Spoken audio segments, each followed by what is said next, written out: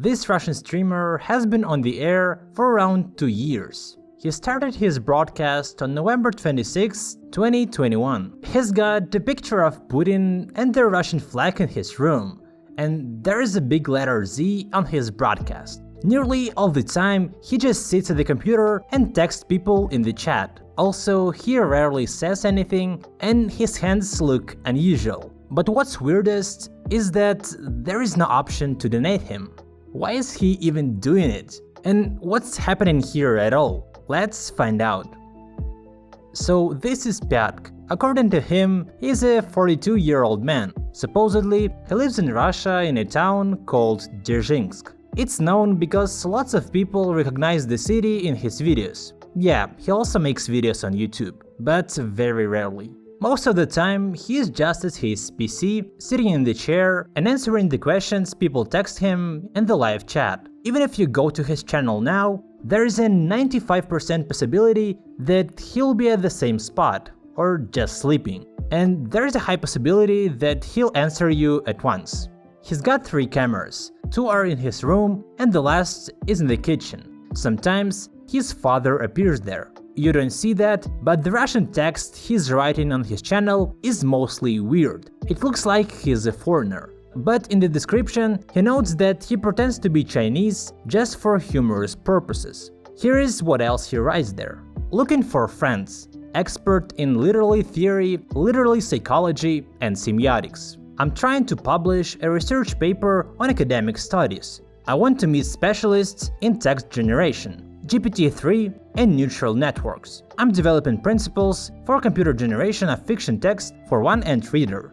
Most of the time, he doesn't give the impression of a smart person, which would prove the description. Because of all his pretendings, he looks like a freak. But when we dive deeper and see his comments on some YouTube videos, we realize he's pretty knowledgeable. He says that he studied at a philological university, and that's probably why there are so many books in his room. The question you may be asking is, how does he make money for a living? Apparently, he doesn't. As he and some of his viewers say, he's got savings of millions of rubles, so he lives on it. The other question may be, why isn't it possible to donate him? Well, he says he thinks there is nothing to donate him for. The third question might be, why do that? Again, according to him, he just wants to find friends and people who can help him create a startup with the generation of text. Yeah, that's it. But still, there are quite a few other unanswered questions. Is he pro-Russian? Well, obviously yes. I read some of his comments, and apparently he believes that Russians live better than Germans and Japanese. He put on the portrait of Putin because some Ukrainians made jokes about him. Thus, he wanted to make fun of them in return. He also wears t-shirts with Soviet Union symbols and so on. Since the beginning of the year, he's become a little famous. At least now, many people in post-Soviet countries know about him. Even though not a lot of them watch his stream. Pretty often, some people from his audience boost the views on his stream using bots. It's pretty straightforward, because those hundreds of thousands of viewers are hardly real people since the chat is slow.